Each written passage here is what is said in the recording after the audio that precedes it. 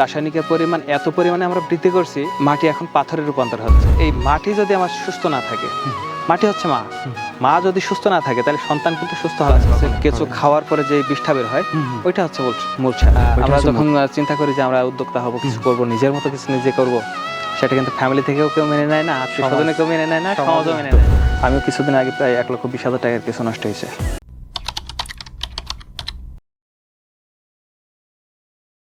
মাটির স্বাস্থ্য সুরক্ষায় যারা কাজ করছেন তাদেরকে আমরা সাধারণত জৈব যোদ্ধা বলে থাকি। আর যারাই জৈব যোদ্ধা তারাই প্রকৃত এই সময়কার জন্য দেশপ্রেমিক।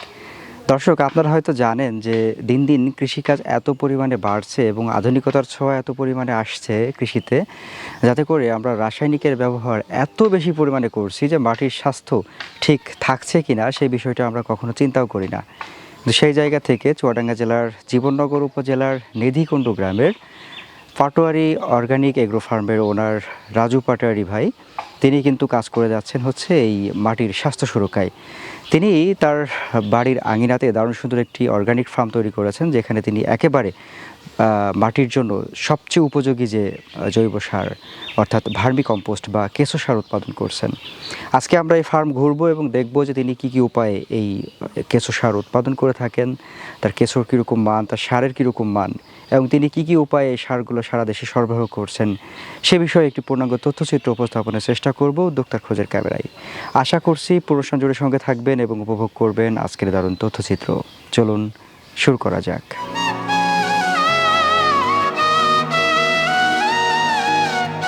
আসসালামু আলাইকুম। ওয়ালাইকুম আসসালাম। রাজু ভাই, কেমন আছেন আপনি? আলহামদুলিল্লাহ ভাই, আপনি কেমন আছেন? আলহামদুলিল্লাহ ভালো রয়েছি। আপনার পাটোয়ারি অর্গানিক এগ্রো ফার্মে চলে আসছি আমরা, তাই না? জি। আচ্ছা, আপনার এই যাত্রাটা কত দিনের? আমার এই যাত্রাটা শুরু করছিলাম আমি 2024 সালের ডিসেম্বরে। প্রায় 2 বছর পার হয়ে গেল। জি।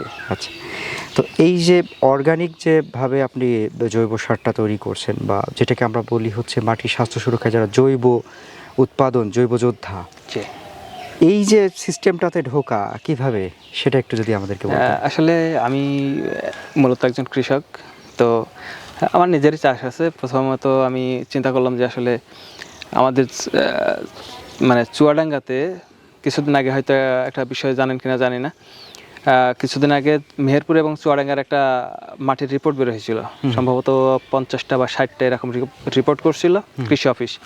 তার ভিতরে দেখা গেছে জৈব সারের পরিমাণ 0.2 থেকে 2% পর্যন্ত আমাদের মাটিতে জৈব সারের পরিমাণ আছে মাত্র, যেখানে 5% থাকার কথা।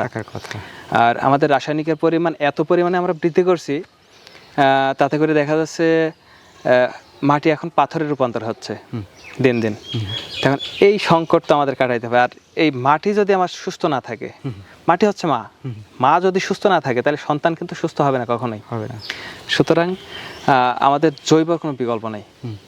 সেই ক্ষেত্রে আমাদের এই মাটি পাথর থেকে রোধ করতে হলে বা রাসায়নিকের পরিমাণ কমাইতে হলে, অর্থ সাশ্রয় করতে হলে, নিজের স্বাস্থ্য সচেতনতার দিক থেকে হইলেও আমাদের অন্তত জৈব সারটা ব্যবহার করা উচিত। হ্যাঁ, সেটাই। আর আরেকটা ব্যাপার তো আমরা জানি যে রাসায়নিক ব্যবহারের ফলে মাটির স্বাস্থ্য এতটাই ক্ষতি হয় যে পরবর্তীতে ফলনটাও কমে যায়। জি। এবং এমন হয়েছে যে আমরা যে জমিতে হয়তো 30 মণ ধান উৎপাদন করতে পেরেছি, রাসায়নিক আমরা এত পরিমাণে ব্যবহার করছি, ধীরে ধীরে দেখা গেল যে ফলনটা কমতে থাকে। আবার আমরা যারা রাসায়নিক ব্যবহার করছি কৃষক, তাদেরও তো একটা শরীরের স্বাস্থ্যের একটা ব্যাপার স্যাপার অবশ্যই থাকে। তো সেই চিন্তা থেকে মূলত আপনার এইদিকে আসে। আচ্ছা, 2 বছর আগে শুরু করছেন। প্রথম শুরু করছিলেন কতগুলা রিং দিয়ে? প্রথম শুরু করছিলাম 40টা রিং দিয়ে। 40টা রিং দিয়ে। এখন কতগুলাতে দাঁড়ালো? এখন 40টা রিংই আছে, কিন্তু আমি এখানে একটু করছি, সেটা হচ্ছে চেম্বার পদ্ধতিতে আমি গেছি। আচ্ছা, যেটা হচ্ছে সারের প্রোডাকশন বেশি হয়, সারের মানও মোটামুটি ভালো হয়, সব দিক চিন্তা করে আর কি আমি চেম্বার পদ্ধতিতে চলে গেছি। আচ্ছা, মূলত আপনারা কি উৎপাদন করেন? আমরা ভার্মি ট্রাইকো মোটামুটি 2টাই তৈরি করি। আচ্ছা, ভার্মি যে কম্পোস্ট বা কেঁচো সার, জি, বা ট্রাইকো কম্পোস্ট। আচ্ছা, কেঁচোর বাচ্চা উৎপাদন করেও বিক্রি করেন কিনা? এখন পর্যন্ত ওই পরিমাণে হয় নাই, যদি আমার নিজেরই এখনো হয় নাই। আচ্ছা, আমরা ওইটা কাজ চালাচ্ছি, তবে ইনশাআল্লাহ ভবিষ্যতে আমরা বিক্রি করার চিন্তা ভাবনা করব।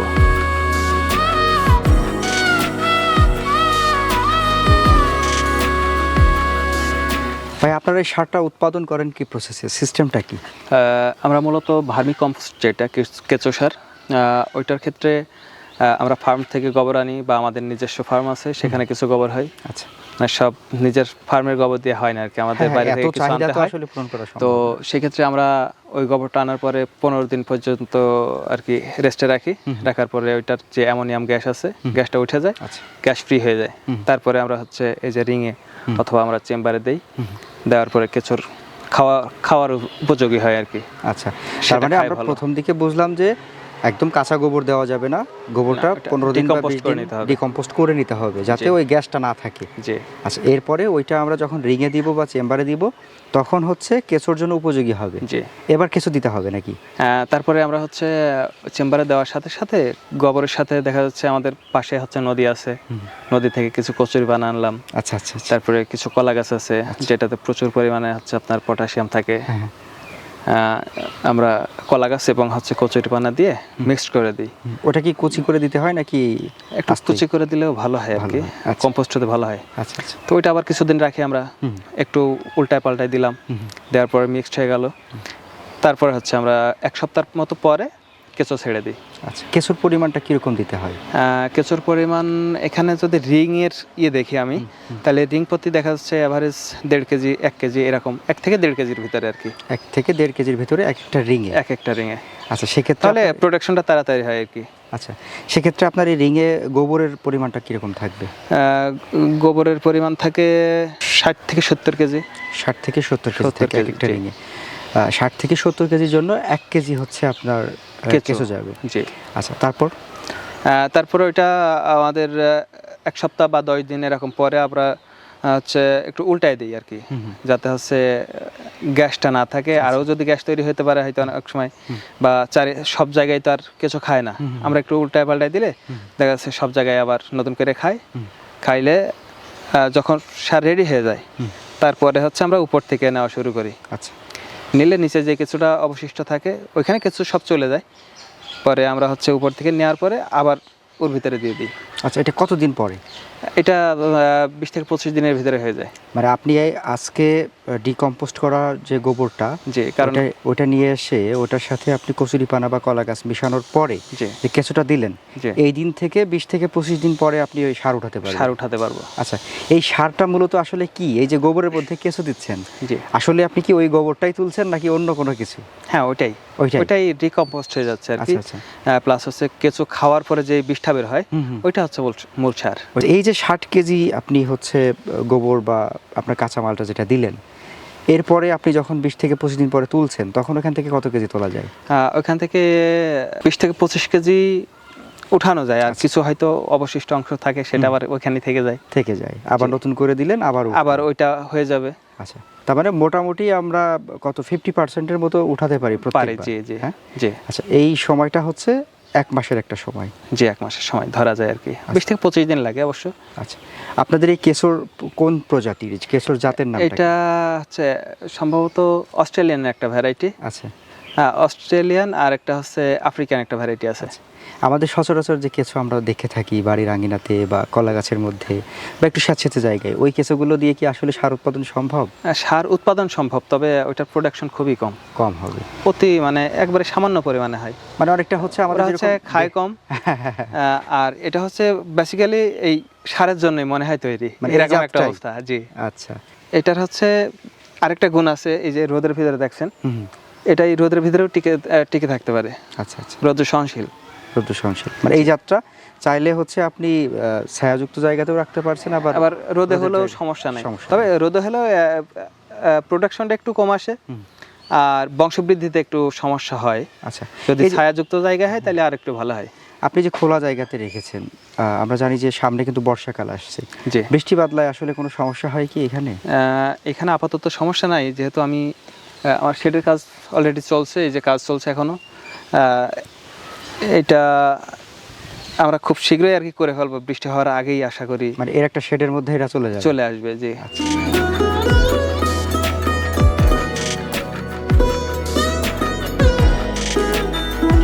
ভাই, আপনার সারের কোয়ালিটি কেমন হয় সেটা তো একটু দেখা দরকার আছে।